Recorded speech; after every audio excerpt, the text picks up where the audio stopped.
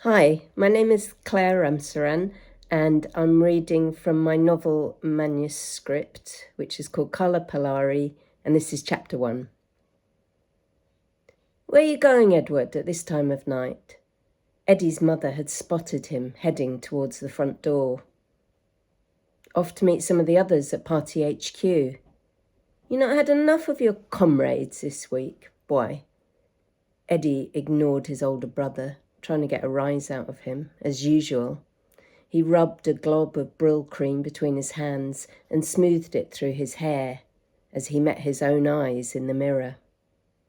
Checking your hair now. You sure it's your comrades you're meeting and not some gyal? Vikram just wouldn't let it drop. I'll see you later. Eddie shut the door behind him and ran down the steps into the humid evening air and the chirping of cicadas. It was dark tonight, with barely a fingernail of moon above him. He crossed the parade ground, its boundary marked by a tall line of palm trees, each one alone, at a uniform distance from the next.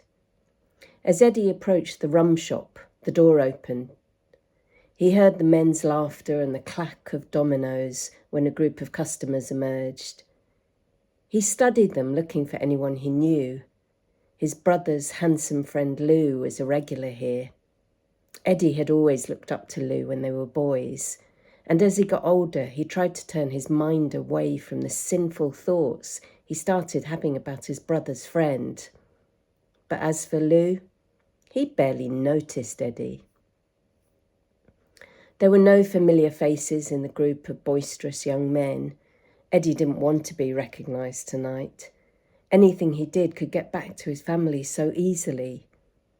He took a quick detour via Party HQ on Charlotte Street, best to keep as close to the truth as possible. Less chance of being found out. The lights were still on. Looks like a couple of his comrades were working late, but not Eddie, not tonight. His country was important to him, independence and all that. Of course it was, but sometimes he had other priorities. He remembered listening keenly to the gossip about the docks when he was a schoolboy. At the time he was intrigued, but he wasn't exactly sure what the older boys were talking about. There'd been the banter among the others on his cricket team as they unbuckled their shin pads after a match. Georgetown Docks was where the pansies went to meet sailors spilling out of the visiting ships. The men joked and teased each other. Raj, you never married. Maybe you want to go down to the docks and find yourself a stevedore. But in between the banter, a couple of the midfielders described exactly what they'd do to those pansies if they ever met one. Eddie kept his mouth shut, but it set him thinking. There were other men like him after all, and apparently Georgetown Docks was the place they went to meet. The first time he visited, he was terrified. In fact, he'd lost his nerve and turned back a couple of times before he finally made it. That night, an older man had approached him, and Eddie just followed his lead. He never knew the man's name. They barely spoke. But Eddie remembered the scent of good strong sweat which surrounded them, and something else, something spicy and acrid that he'd never noticed on other men in his cricket team after a match. By the end of Eddie's second visit, he'd begun to observe a choreography to the way the men moved in and out of the shadows. Even in this illicit game, it seemed that there were unwritten rules. Tonight was his third visit to the docks. He was nervous but excited. As he neared the Atlantic, Eddie was met with the familiar smell of seaweed, and soon the shape of the red and white striped lighthouse came into view. He stopped by the sea wall for a cigarette and to calm his nerves. Eddie's short-sleeved shirt jack stuck to his back, partly due to the warm night, but also from the anticipation of the evening ahead of him. He only went to the docks when he couldn't help himself. He wasn't proud of what he did there with the other men, the groping in hidden corners, the fear and shame. wordless, if not soundless.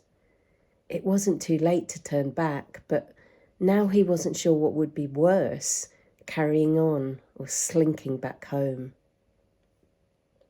Stubbing out his cigarette, he continued by the ocean, skirting the custom house to make his way into the docks.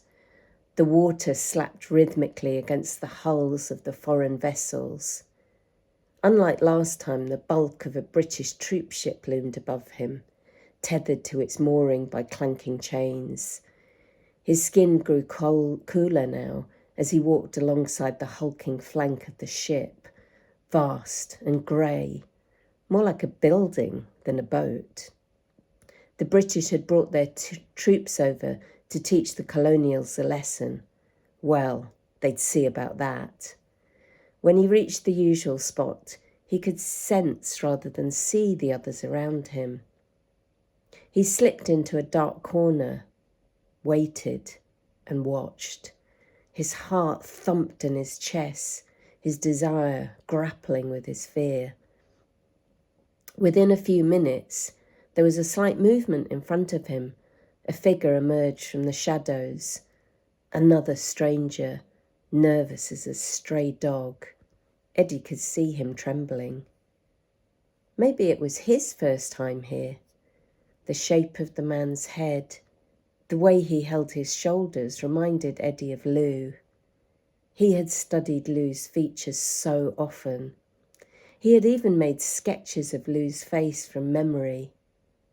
This man had the same high cheekbones and small ears, his afro hair cut close to his shapely skull, just like Lou's. But it couldn't be. Could it?